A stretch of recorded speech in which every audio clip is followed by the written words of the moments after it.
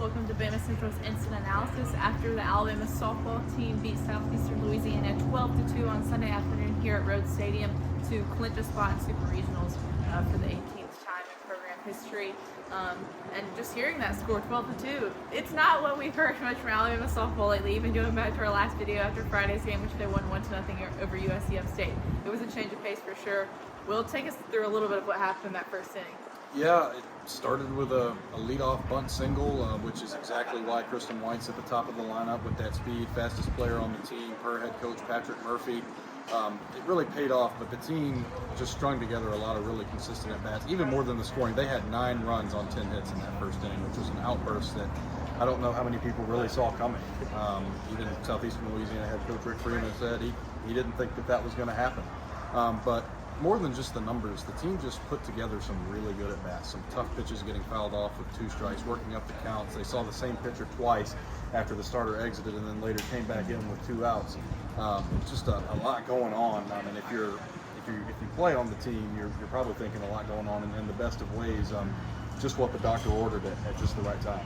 Yeah, for sure. And if you're somebody that doesn't keep up with softball a ton, or this team this year until the postseason, you may think, just see the score, the rankings, Alabama's 14th seed. Of course they should beat a team like Southeastern Louisiana 12-2, but that team good. They're a good team. They have good pitchers that had really good stats, and yes, they play in a lesser conference, but they played some SEC opponents this year and did well. And I mean, and they played Alabama yesterday and held them to 1 run until extra innings, and so just for how much this team struggled, it was huge for them. So Matthew, based on what we saw today, Alabama, or really the last 2 days, the last inning of yesterday and then today's game, getting things going on offense, the pitching has continued to be good.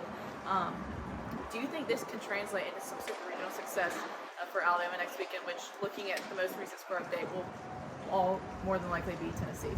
Yeah, no, I completely think that with Larissa Pruitt there and Kristen White at the top of the lineup, that's something that Patrick Murphy has been looking for. If you can get those 2 girls on base, use their speed, and really use that to your advantage.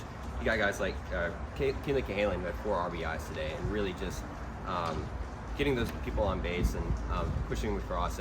For Alabama, it's all about getting on. And for them, it's been a struggle this year. They've had a lot of games where they don't have a run until the 5th or 6th inning, and today they showed that they can put up a crooked number there in the first.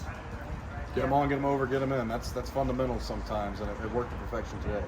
For sure, and I think Patrick Murphy's known to change the lineup up a lot, but I think, like you said, but especially with White and Pruitt at the top, I think this is a lineup that works really well for Alabama, and I think I won't be surprised if we see this exact same lineup game 1 in Knoxville, which Tennessee has one of the best pitching duos in the country, Farland Pickett and Peyton Dotchwall, so it'll be a tough test, but there's definitely a lot of positive and encouraging things that Alabama can take from this regional into Supers next weekend. But that will wrap up this instant analysis and more than likely our coverage from Rhodes this season.